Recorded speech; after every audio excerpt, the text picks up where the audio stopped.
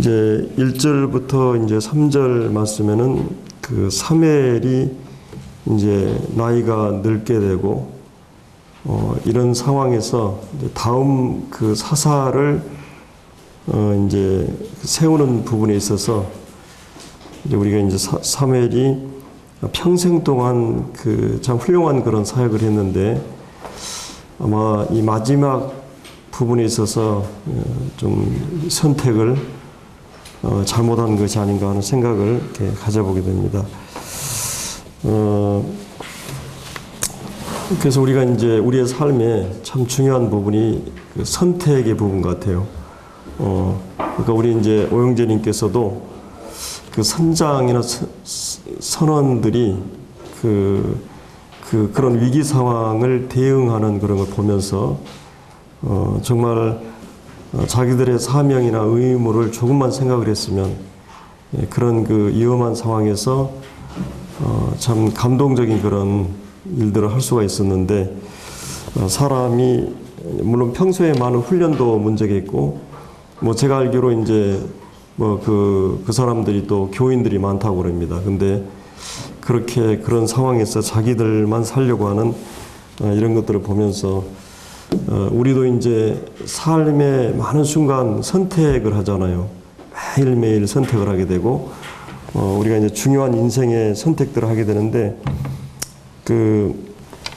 어떻게 보면 인생은 선택의 연속이고 우리는 매 순간 선택의 기로에 서게 되고 또 그 선택에 의해서 그것이 얼마나 중요한 결과들을 이렇게 산출하기 때문에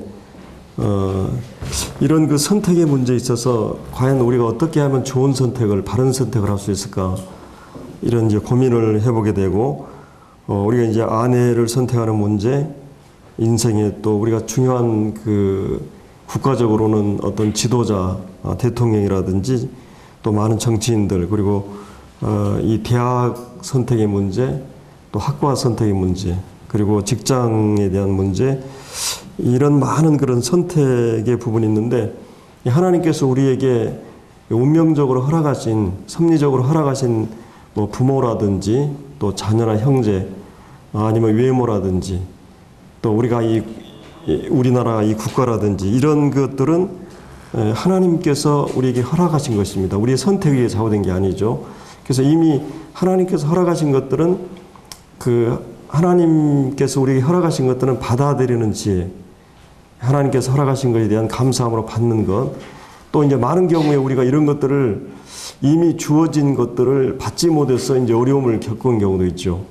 그것 때문에 이제 막 주님에 대해서 원망하게 되고 삶을 불평하게 되고 이런 경우가 있는데 이거 바꿀 수 없는 것은 받아들이는 것이 지혜라고 하는 거죠. 하나님께서 허락하신 거니까.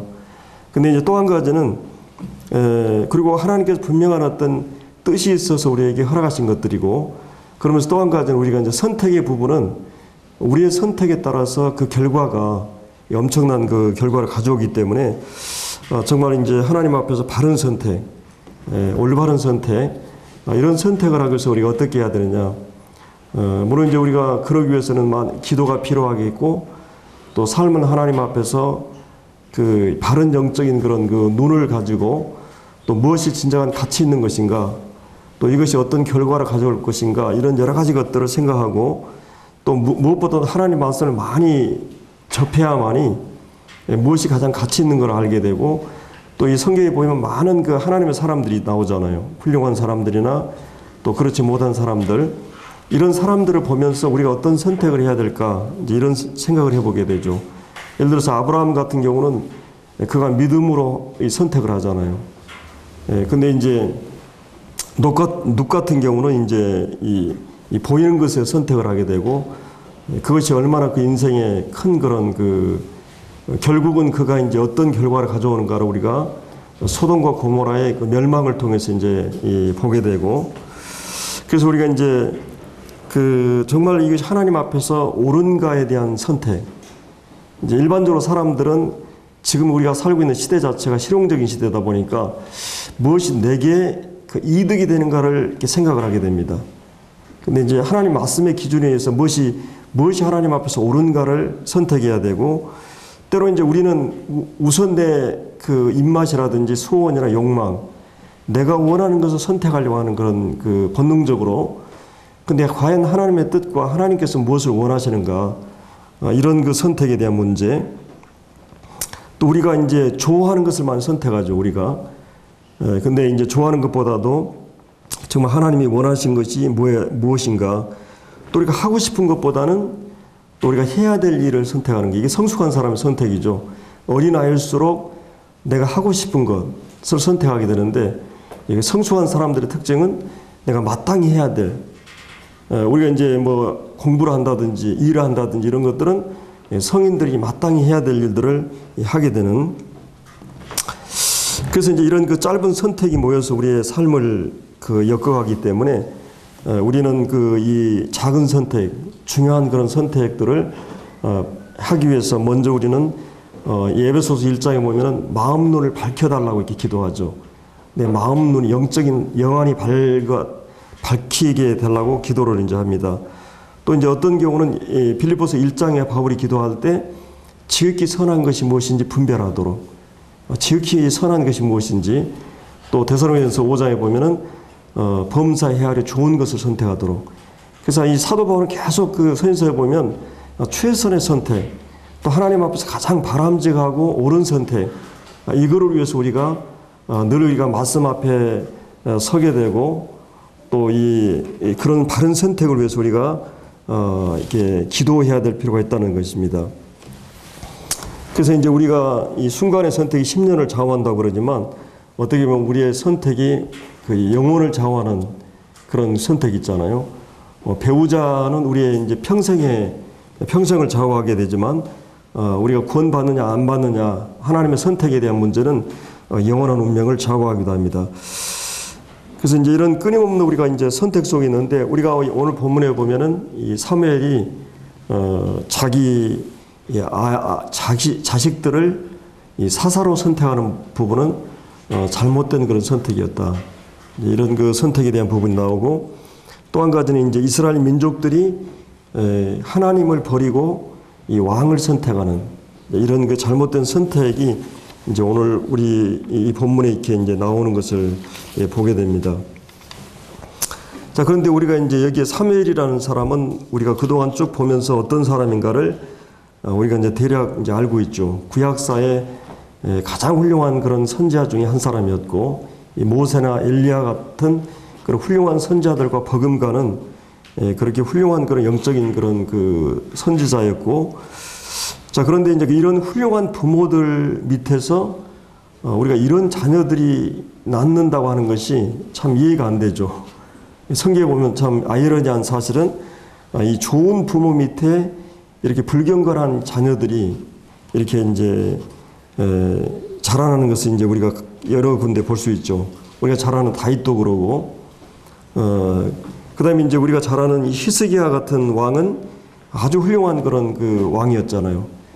물론 이제 북방 대부분의 열왕들이 영적으로 타락했고, 남방 한 30여 분의 왕들이 대부분이 이제 타락을 하는데, 그 중에 4명이 이제 아주 훌륭한 왕들이 있었죠. 그 중에 이제 히스기야하고 요시아가 그런 생각이 나는데, 히스기야의 아버지는 악한 왕이었어요. 호세아라고. 근데 그 악한 왕인데 그 훌륭한 그런 아들이 태어나고, 히스기야는 훌륭한 경건한 그런 왕이었는데 이 다윗과 같이 행했다고 그렇게 표현하잖아요. 근데 므낫셋이라고 하는 아주 악한 왕이 탄생합니다. 이 이스라엘 그 열왕 가운데서 가장 오래 통치한 왕이었죠. 55년 통치했는데 아주 이 악한 통치를 합니다. 그리고 이제 이 므낫셋에서도 아몬이라고 하는 악한 왕이 나오는데, 아몬이라고 하는 악한 왕에게서 또 요시아라는 아주 훌륭하고 경건한 이스라엘 민족의 개혁적인 왕들이죠. 이 다윗의 길을 택했던 요시아가 나오고, 또 요시아라는 훌륭한 아버지 밑에 요아스라는 악한 왕이 나오는 걸 볼 수 있습니다. 근데 이제 이런 경우는 일반적으로 이 부전자전이라는 말이 있잖아요. 훌륭한 왕 밑에, 훌륭한 아버지 밑에 훌륭한 자녀가 일반적으로 나옵니다. 또 좋지 않은 부모 밑에 일반적으로 좋지 않은 자녀들이 나왔는데, 그런데 아주 예외적인 경우들이 있어요. 아주 경건한 부모들 밑에 이렇게 그렇지 못한 자녀들이 나오고, 또 어떤 경우는 부모가 이제 좋지 않은데 또 훌륭한 그 자녀들이 낳는 경우가 있다고 하는 것이. 그래서 우리가 이제 오늘 본문에는 이 사무엘이 아주 훌륭한 왕이었는데, 그럼 왜 이렇게 자녀들이 이 불경건한 자녀들이 됐을까? 여러분 생각해 봤어요?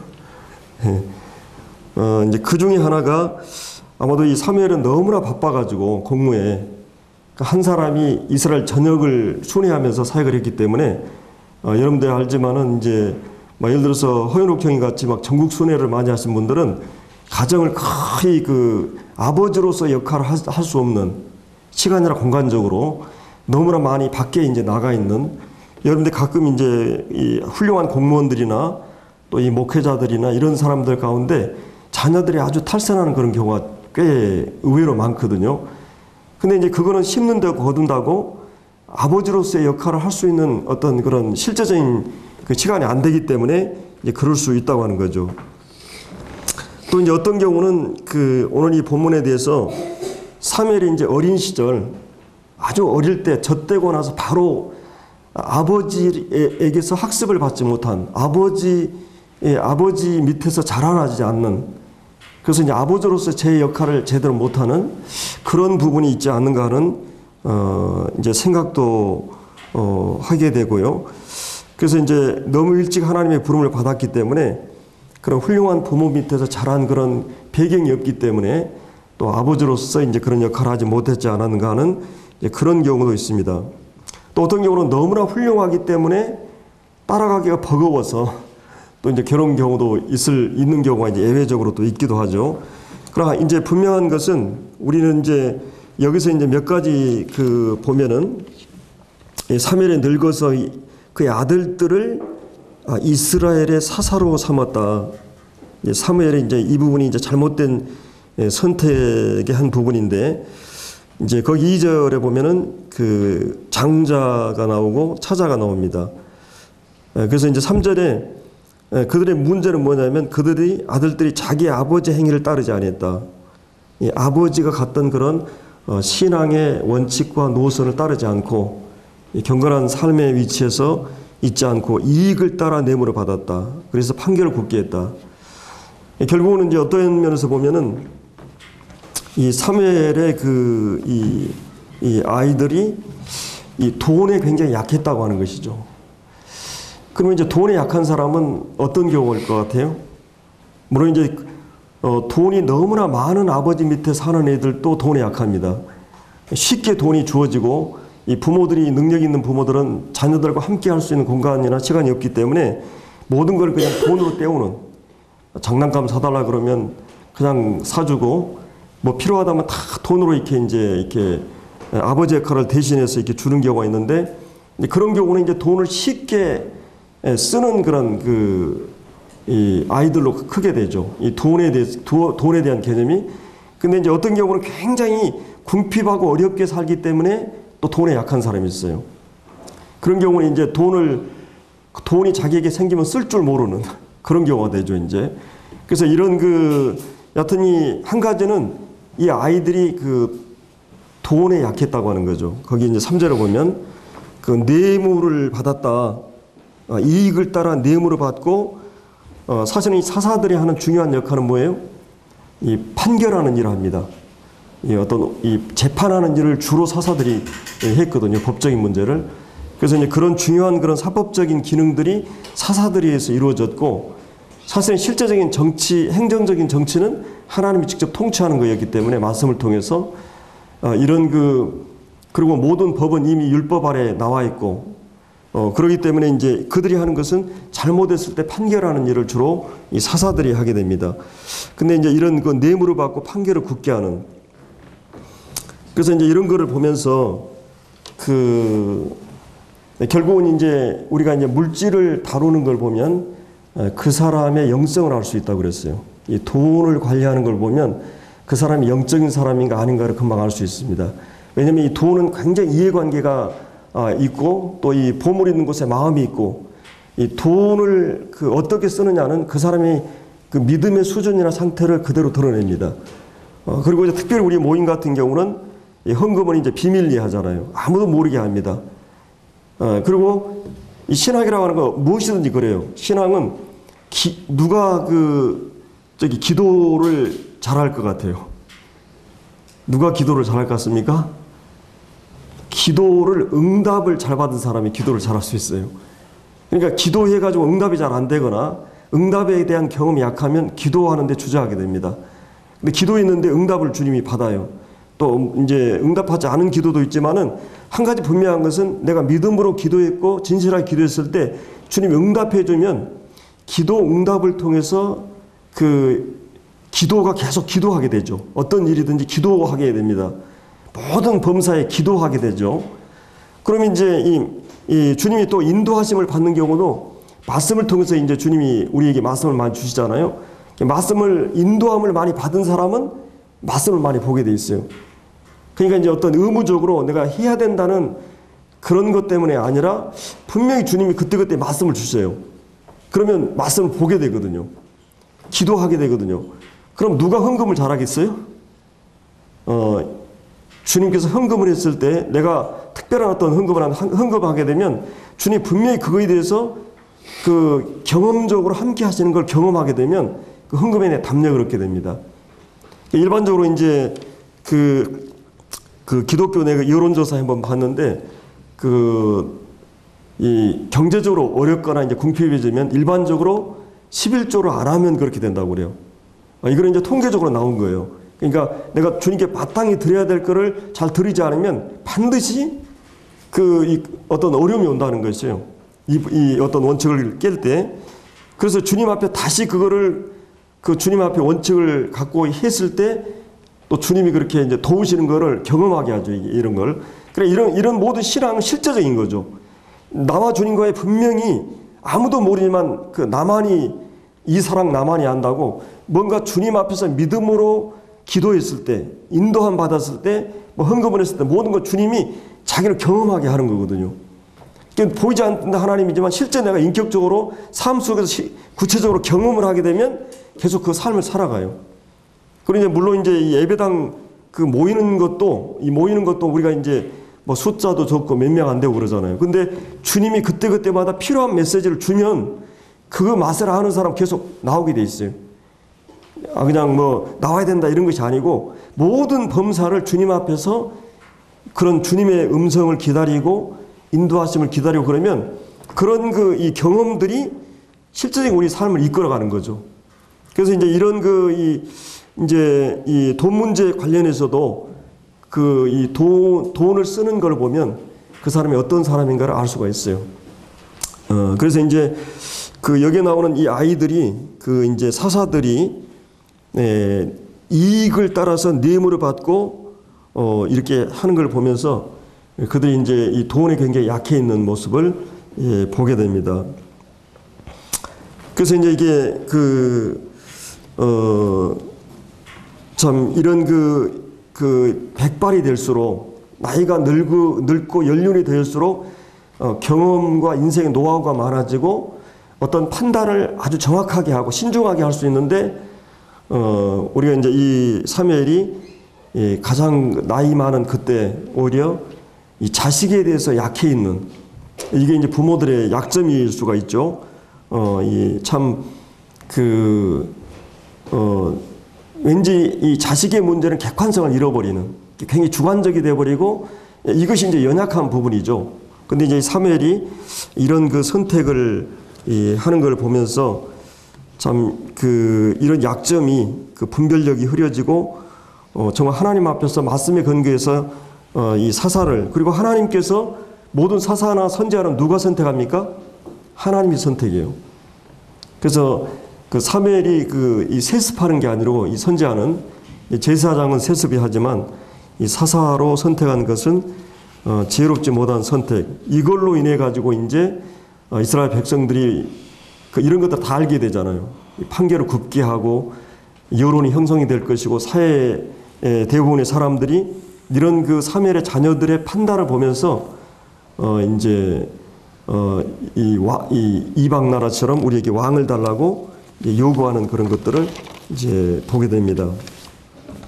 그래서 하여튼 우리가 이 자녀 교육에 대한 문제에 대해서 참 아무도 자녀 교육에 대해서는 자신할 수 없는 아이들이 클 때까지 주님의 은혜를 구하게 되고, 제가 기독교 이 어린아이들 1000명 대상으로 여론조사했는데 아이들이 가장 싫어하고 속상할 때가 이 부모들이 싸울 때라고 그럽니다.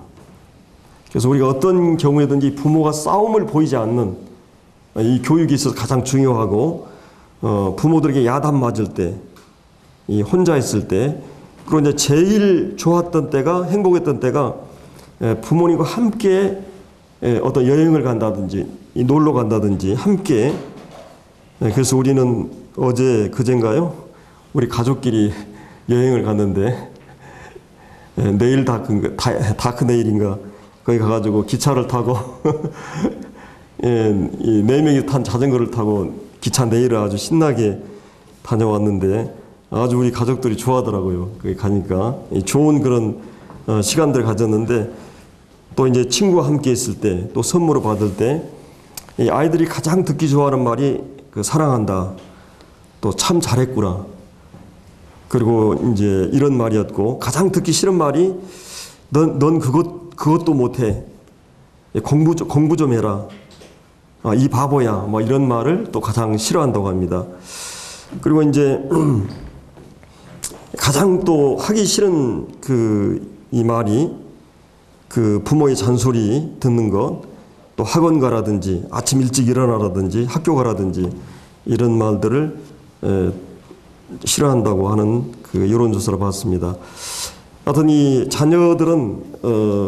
자녀들과의 부모의 관계에서 부모의 태도, 부모의 말에 의해서 엄청난 영향을 받고 있다고 하는, 부모의 이런 긴밀한 관계가 있고, 또 모든 부모들은 이 자식이 잘 되길 바라는 거죠.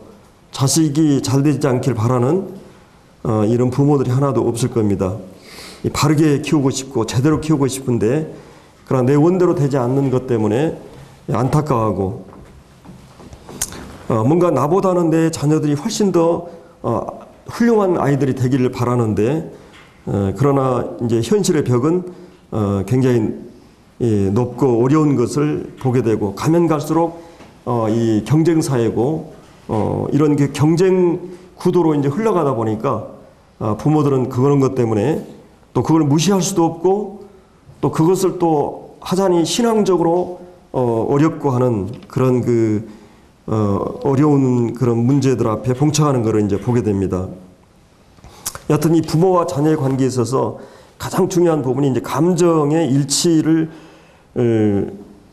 일치하게 하는데, 그러니까 이제 감정적인 부분에 있어서 이 부모들은 자녀들을 이 감정을 잘 공감해주고 학습해주는 이 배움터가 이제 가정인데, 이게 이제 부모들은 자녀의 그 감정에 동조하고 또 그 감정에 참여하고 공감해주는 그런 부모들이 있는가 하면, 이 감정에 대해서 무관심한, 이 감정의 코치에 실패한 그런 이런 경우가 있다고 합니다. 그래서 이제 어떤 그런 무관심한 이 자녀의 그 슬픔에 대해서, 자녀의 분노에 대해서 무관심한, 이 방치해버리는, 내버려두는, 또 이제 억압형 부모들, 이렇게 이제 너무나 이제 막 벌을 큰 소리 치고 이런 책망하고, 그리고 이제 막 예를 들어 징징거린다고 그러고 막 이렇게 야단치고 또 그런 경우가 있고, 또 방임형, 인정이나 공감이나 이런 것을 방임하는 그런 부모들이 있다고 합니다. 하여튼 이 좋은 부모는 자녀의 감정 교감이 잘 이루어지고, 그 자녀들의 감정을 이해하고 공감해주고, 또 그런 어떤 그런 노라든지 슬픔이나 이런 것들 한계를 이렇게 선을 그어주고, 이런 것이 필요하고, 또 감정을 잘 표현할 수 있도록, 또 이제 어느 정도 감정을 또 억제하는 훈련을 또 잘 들어주고 경청해주고, 그래서 이런 모든 그런 것을 이제 교육의 기회로 삼는, 그래서 우리가 사랑의 하나님이 힘을 우리에게 주셨고 이 권위의 힘을 주셨는데, 이것들이 잘 조절되고 조화되도록 이제 부모들은 해야 된다는 겁니다. 그래서 이제 여기 나오는 이제 자녀 교육 부분에 있어서 이 사무엘은 아마도 좀 방치하지 않았을까. 너무나 일이 바빠가지고 이런 그래서 이제 결국은 이제 이런 돈에 약해진 아이들로 커버린 이런 것들을 이제 보게 됩니다. 그래서 이제 이런 이 자녀들이 너무 모든 것을 갖추어져 있어가지고 출발하는 이런 경우도 이제 어려운 경우가 되겠죠. 그러니까 이제 저희들은 이제 이 아이들이 저희들이 형편이 어려우니까 자기들이 원하는 걸 다 줄 수 없고 또 부모들의 형편을 아니까 자기들이 또 절제를 많이 하고 또 자기들이 스스로 일을 많이 하고 이제 이런 아이들로 크게 됐는데 모든 것이 갖추어지고 필요할 때마다 줄 수 있는 그런 자녀들이 또 좋은 것은 아니라고 하는 거죠.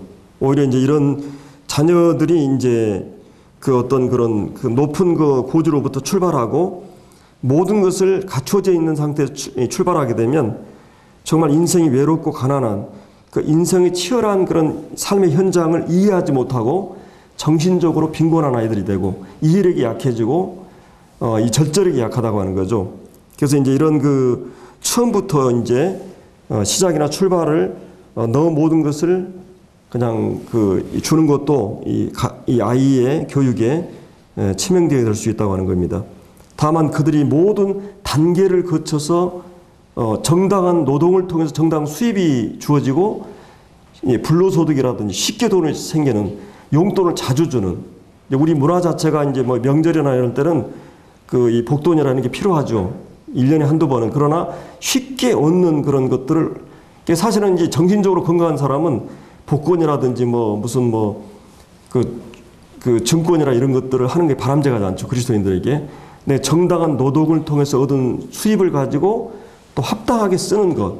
이런 훈련도 필요하죠. 그래서 모든 것이 정치도 그렇고 교육도 그렇고 우리가 어떤 성장하는 것도 단계부터 올라가는 그래서 나이테에 분량이 쌓여가면서 그걸 소화하고 할 수 있는 그래서 이게 낙하산식으로 이렇게 이런 것이 아니고 아이들의 교육에 그게 굉장히 중요하다는 거예요.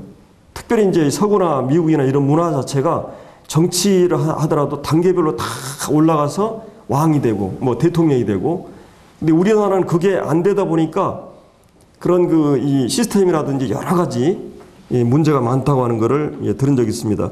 그래서 이 아이에게 공부도 그렇고 모든 부분에 항상 성실한 아이로 길러주는 그래서 그 아이가 어느 환경에 들어가든지 그 일에 있어서 성실하게 대응하는 아이로 그리스도인이 특별히 성경에 보면 우리가 그러잖아요. 주님이 기본적으로 필요한 것들을 하나님 주신다고 그러거든요. 사실은 이스라엘 백성들의 문제는 이제 여기 이제 자녀 교육에 대한 문제를 제가 얘기하고 있는데 이스라엘 백성들이 이제 왕을 구하잖아요. 이 왕을 구하는 문제에 있어서도 결국은 뭐냐면 이방인의 삶의 방식을 도용하는 거거든요. 결국은 그들이 이방 민족처럼 이렇게 하는 것은 하나님이 직접 통치하는 것을 거절하는 거거든요. 하나님이 우리 삶의 왕 되는 걸 거절하고 내가 원하는 이방인의 삶의 방식을 선택하는 거거든요. 그럼 이걸 똑같이 신학의 원리적으로 옮겼을 때 이 마태복음 6장에 나오는 염려하지 말라 그랬잖아요. 먹을 것, 입을 것, 마실 것 염려하지 말라 그랬잖아요. 너에게 이방인의 삶의 방식이다. 이방인이 구하는 방식이다. 그러니까 이거는 주님이 하나님의 마음으로 중심으로 믿고 온전히 섬기게 되면 주님이 우리의 필요한 모든 것들을 채워주신다고 하는 그런 주님의 약속을 우리가 붙들고 가야 된다고 하는 것입니다. 그래서 이제 우리가 이제 이런 자녀 교육에 대한 문제가 오늘 이 본문에서 이 사무엘이 이 자녀 교육을 이제 실패하게 된 그런 원인들이 무엇인가 또 우리가 우리의 자녀들을 어떻게 이제 교육해야 되는가 이제 이런 부분들에 대한 교훈을 이제 받게 되고요. 그 다음에 이제 4절부터 이제 마지막 절까지는 이제 왕을 선택하는 문제인데요. 우리가 이제 여기서 한 가지 이제 이 사무엘이 이제 4절에 보면 이스라엘 모든 장로가 모여 남아있는 사무엘에게 나아가서 그에게 이르되 보소서 당신은 늙고 당신의 아들들은 당신의 행위를 따르지 아니하니 모든 나라와 같이 우리에게 왕을 세우리를 다스리게 하소서 한지라. 우리의 왕을 주어 우리를 다스리게 하라 했을 때 사무엘이 그것을 기뻐하지 아니하여 여호와께 기도하며 여호와께 사무엘에게 이르시되 백성이 내게 한 말을 다 들으라. 이는 그들이 너를 버림이 아니요 나를 버려 자기들의 왕이 되지 못하게 함이니라. 내가 그들을 애굽에서 인도하였는 날부터 오늘까지 그들이 모든 행사로 나를 버리고 다른 신들을 섬김같이 내게도 그리하는도다. 그러므로 그들의 말을 듣되 너는 그들에게 엄히 견고하고 그들을 다스릴 왕의 제도를 가르치라. 그러면 이제 여기서 우리가 이제 생각해 보는 문제는 그 이스라엘의 그러면 이스라엘의 하나님께서 국가와 이방 국가는 그 전혀 다른 성격입니다. 이거를 먼저 알아야 돼요. 하나님께서 그러면 국가 자체를 어떻게 생각하시는가 했을 때 이방의 국가 체제를 하나님이 또 어떤 면에서 인정하십니다. 로마서 13장에 보면 모든 권세는 하나님께로부터 났다. 그러니까 이제 믿지 않은 사람들의 통치 체제를 그 가장 안 좋은 체제가 무정부 상태예요. 이 교회도 그렇죠. 이 교회 가장 두 가지 악한 것이 뭐냐면 이 권위주의로 나가는 것. 이거는 이제 이 리더들이 조심해야 될 부분이죠. 그다음에 이제 그 반권위주의적인 이 권위 자체를 무시하고 질서가 없는 상태. 이게 이제 가장 안 좋은 그런 그 교회 형태거든요. 분명히 하나님께서는 교회를 고만고만한 사람들이 모여서 있는 게 아니고 거기서도 좀 더 신령하고 또 성숙하고 영적인 사람들이 있습니다. 그 사람들을 주님이 분명히 집사나 장로들에 대해서 엄격한 수준을 말했어요. 성경은 분명히 그걸 지시하고 있거든요. 그리고 충성된 자들에게 신령하고 영적인 사람들에게 그 일을 맡기도록 했어요. 이 집사 장로의 수준은 굉장히 높아요. 그들이 무엇이든지 개인의 이해관계에 따라서 선택하지 않고 말씀에 근거해서 또 성령의 음성에 민감하고 주님의 뜻을 온전히 따를 수 있는 그런 그 경험과 말씀의 근거를 가지고 분별을 가지고 있는 사람들을 얘기해요. 그렇기 때문에 이 교회에서 가장 중요한 것은 그런 질서를 따르도록 하나님이 하셔요. 근데 이제 그러면 여기 이스라엘 민족이라고 하는 국가라고 하는 체제는 신약으로 얘기하면 원리적으로 교회예요. 교회하고 세상 국가 체제는 다릅니다. 그럼 이스라엘 민족들이 지금 교회 체제는 주님이 직접 통치해요. 주님이 머리고 왕입니다. 그리고 거기에 선지자들이나 제사장들이나 그런 그 지도자들이 다 하나님의 통치를 잘 받을 수 있는 사람들이에요. 위임 통치를. 그리고 이제 이방인의 국가는 다릅니다. 근데 이제 이스라엘 백성들이 요구하는 건 뭘 원했어요? 이방인의 국가 체제를 원한 거예요. 이방인의 국가 체제를. 그래서 이제 우리가 역사적으로 보면 이제 국가라고 하는 체제가 가장 이상적인 체제가 이제 지금까지는 이제 민주 체제죠. 자유민주주의고 시장 경제인데 우리가 이제 그래서 이 국가의 권세를 하나님께 허락하셨어요. 왕은 하나님에게 있어 보의 물과 같다 그랬죠. 하나님께서 왕을 세우기도 합니다. 그러나 국가의 부름과 교회의 일꾼의 부름은 하나님이 하셔요. 다 하나님이 부르시죠. 세우시고. 근데 그 기능이나 역할은 달라요. 이 국가라고 하는 국가에서는 뭐예요? 죄를 억제하고 통제하고 다스려요. 그러나 교회는 복음을 통해서 그 영혼의 문제를 다루게 되고 그 개인의 영혼이 변화되고 성령이 내주하고 그래서 이 하나님의 율법이나 하나님 말씀을 이제 의를 행하기도 하고 사랑을 나타내기도 하고 이 세상의 법을 초월해서 살 수 있는 그런 능력을 제공하는 게 복음이에요. 교회의 사명이나 기능은 복음을 전하는 것이에요. 그래서 사람들의 영혼을 변화시켜서 그 구원받은 사람들이 모여서 하나님이 직접 통치하는 곳이 바로 이 하나님 나라의 형태가 바로 교회입니다. 그럼 구약의 이스라엘 민족은 하나님이 직접 통치하는 바로 그런 그 유행이거든요. 근데 그들이 이방 나라의 그 국가 체제를 원했던 것이죠. 그래서 이제 여기서 이제 그 이방 나라의 국가 체제에 대한 그 경고에 대해서 이 병폐에 대해서 10절부터 쭉 이제 얘기를 해주고 있습니다. 그런 부분에 대해서 그래서 이제 그 이방 나라가 쉽게 이제 결론으로 얘기하면 그거예요. 거기에 보면은 그 17절에 보면 너 양떼의 10분의 1을 거두어 가리니 너희가 그의 종이 될 것이다. 결국은 이제 그들은 그 좀 더 안전하고 이방 나라를 보니까 왕도 있고 화로운 막 궁궐, 그다음에 군대, 훈련되고 조직된 군대, 그러고 이제 이 방백들, 이 행정적인 그런 이런 것들을 보니까 그 사람들이 이게 굉장히 안정적으로 보이거든요. 그러니까 그런 걸 요구한 거죠. 그래서 우리 개인의 삶에 있어서나 교회, 이 영적인 교회에 있어서는 굉장히 조심해야 될 것이 이 왕을 세우는 문제예요. 그만큼 이 조직이 들어오고 행정이 들어오고 그다음에 의식이라든지 이런 게 많을수록 하나님이 직접 통치하는데 장애거리가 제한이 될 수 있어요. 이런 것들이. 하나님 직접 통치하는데 걸림이 될 수 있다고 하는 거죠. 그래서 이제 이런 그 이스라엘 백성들이 바로 이 국가 체제를 요구하는 것은 바로 하나님의 직접 통치를 거절하는 것이다. 근데 이제 하나님께서는 그거 이제 어떤 의미에서 보면은 하나님의 직접 통치하는 형태의 왕정을 계획하고 계셨어요. 그게 이제 다윗 통치를 통해서 이루어지고 궁극적으로 예수님을 통해서 오실 통치예요. 근데 그들은 하나님의 때를 기다리지 않고 그다음에 하나님의 방법을 기다리지 않고 그래서 이제 이 사울 왕 같은 그 이방인이 유행의 통치를 통해서 그들이 얼마나 고통을 당하는지 몰라요. 옛사람의 그 통치 방식인데 그러나 이제 어떤 새 사람의 통치 방식이 바로 이 다윗입니다. 다윗의 통치를 통해서 진정한 이런 그 삶의 이 원리를 이제 보여주고 있죠. 하여튼 이런 국가가 세워지기 위해서는 제가 이제 그 컴퓨터에 보니까 그 우리나라도 그 17개 부에다가 또 17개 청이 있잖아요. 그래서 이런 그 삼권이 분립이 되어 있고, 근데 실제 이제 왕이 권력을 쥐게 되면 어떻게 돼요? 이 대통령이 그런 행정부의 수장이면서 또 이제 입법부, 이제 국회의원들 대표, 국민을 대표해서 국회의원이 있고, 그 다음에 사법부가 있죠. 그래서 이런 그 권력이 강해지면은 사법도 다 그 권력의 신여가 된다 그러죠. 이 권력에. 결국은 이 권력이 강해지고 정부가 클수록 그만큼 국민의 자유는 제한이 되는 것입니다. 그래서 원래 민주주의 시작된 영국에서는 그 작은 정부를 제한했죠. 그리고 그만큼 비용이 많이 들어가는 거죠.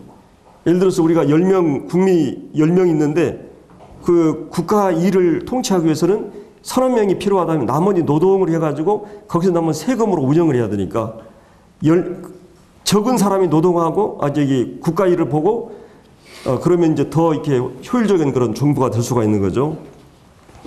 하여튼 이런 이런 그 국가 체제를 그들이 이제 원했던 거죠. 이방인의 통치 방식의 국가 체제를 그들이 원했고, 이제 그러나 이제 이 교회에는 주님이 이제 직접 통치하는 영역입니다. 우리 개인도 마찬가지죠. 그래서 아담과 하가 타락했을 때 똑같은 원리가 거기 들어가 있어요. 오늘 본문에 보면 결국 하나님이 왕됨을 거절하는 거거든요. 근데 사실은 이 사단은 자기가 직접 통치하는 게 아니라 사람을 내밀면서 배후에서 자기가 통치해요. 그래서 우리는 구원받지 않은 사람들은 사단의 그 종이고 죄의 종이라 그러죠. 자아의 종이에요. 어떻게 보면 내가 하나님 자리에 앉아 있는 것이고 또 실제적으로는 사단의 삶의 원리를 가지고 사는 것이 구원받지 않은 사람들의 삶의 방식이에요. 근데 이제 결국은 주님이 우리의 이 말씀으로 또 주님이 우리 중심에 통치를 하길 원했던 거죠. 우리 중심에서. 그래서 우리가 구원받는다는 말은 이제 주님이 우리 삶의 주인이 된 것입니다. 왕이 된 것입니다. 그래서 이제 주님이 우리 아버지이고 자녀의 관계예요. 이 남편과 아내의 관계처럼. 그러면 이제 우리가 하나님이 우리 아버지세요. 하나님이 우리 아버지세요. 이제 가끔 이제 우리가 율법적인 그런 그 사고 속에 빠질 수가 있어요. 이제 그래서 뭔가 그 아버지 앞에서 이스라엘 백성들 율법 앞에서 율법 지키다가 안 되면은 계속 반복이 실패하게 되고, 그러면서 우리가 정죄감에 빠지게 되고 또 이제 그럴 수가 있거든요. 그러나 내 스스로의 그 자생적인 내 속에서 내 어떤 그런 실력이나 능력으로 내가 신앙이 내 안에 생기는 게 아니고 사랑이 생기는 게 아니에요. 하나님 아버지가 어떤 분이고 그분이 나에 대해서 어떤 마음을 가지고 계시고, 그래서 먼저는 그분이 어떤 분이고 어떤 분인가 알아가는 그 힘이 신앙을 만들어요. 그래서 그 힘으로 내가 행동하게 돼 있어요. 그러니까 내 신앙이라고 하는 것은 내가 열심히 아침에 일어나고 하려고 잘하려고 하다가 안 돼요. 또 안 돼요. 그러는데 그거는 내 자력의 힘으로 하는 게 아니에요. 주님이, 그러니까 신앙은 대상이 있어요.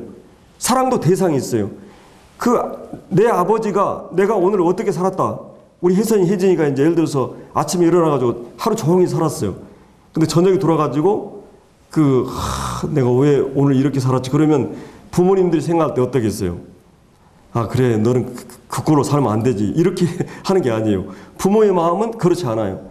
근데 우리의 마음이 항상 그런 어떤 아버지와 나의 신앙의 관계고, 이런 인격적인 관계고, 아버지가 어떤 분인가를 알면서 내 안에 그 아버지에 대한 확신이 있고 힘이 있어요. 그렇게 되면 그 힘으로 이제 신앙생활을 하는 거예요. 그 힘으로. 그렇기 때문에 그런 어떤 그런 좌절감이나 정죄감이나 이런 것에서 좀 더 자유로울 수가 있는 거죠. 우리의 모든 삶에 대해서 주님은 사랑으로 보시고, 또 우리의 모든 삶에 대해서 그 믿음을 가지고 우리는 살아가게 돼 있어요.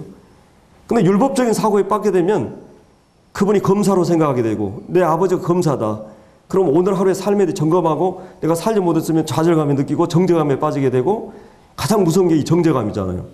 우리에게 확신을 잃어버리게 하고, 그러니까 내가 삶을 일으키는 동기부여는 내가 하나님 앞에서 어떤 자인가, 신분에 대한 생각이 필요하겠죠. 하나님의 자녀고, 그리고 하나님과 나의 관계를 생각하게 되고, 이 부부관계처럼. 그래서 아버지가 어떤 분이고, 아버지가 어떻게 나를 대하고 계시고, 그리고 내 수준에 맞게 계속 나를 인도해 간다고 하는 그 믿음이 내 삶을 이끌어가고 추진해가는 거지. 그래서 이제 이런 그 두 가지 생각이 전혀 다를 수 있습니다. 이 신앙이. 그러면 내가 계속해서 그런 이 좌절감이라든지 이렇게 빠져나갈 수 있어요. 그게 아니고 하나님께서 우리에게 있어서 어떤 관계인가, 그리고 내가 어떤 자인가, 자녀라는 그런 신분을 인식하고, 그리고 부모는 한없이 우리에 대해서 사랑하시고 우리에 대해서 사랑을 계속 쏟으시는 분이다. 그 생각이 우리의 삶을 이어가야 돼요. 근데 이제 이런 것들이 경험이라든지, 또 우리가 이제 신앙생활을 오래 하면서도 우리가 그런 걸 느껴요. 그런 경험을. 근데 항상 우리가 믿음으로 산다, 우리는. 그리고 주님의 은혜 아래 산다. 그리고 아버지 앞에서 우리의 삶을 산다. 그리고 한없이 여러분들을 사랑하시고 여전히 변함없는 이 사랑을 가지고 우리를 지켜보신다. 이런 믿음을 가지고 살 필요가 있다는 거죠. 그래서 이제 우리가 오늘 사실은 어떻게 보면 이것은 그 주제권에 대한 부분이고, 주님의 삶에서 이 왕으로서, 또 정말 주님이 내 왕으로서 내 삶을 이끌어가는가, 이런 부분도 이 관련이 되어 있는데, 시간이 없기 때문에 다음에 이렇게 더 구체적으로 한번 이 부분에 대해서 생각을 해봐야 될 것 같습니다. 기도하고 마치겠습니다.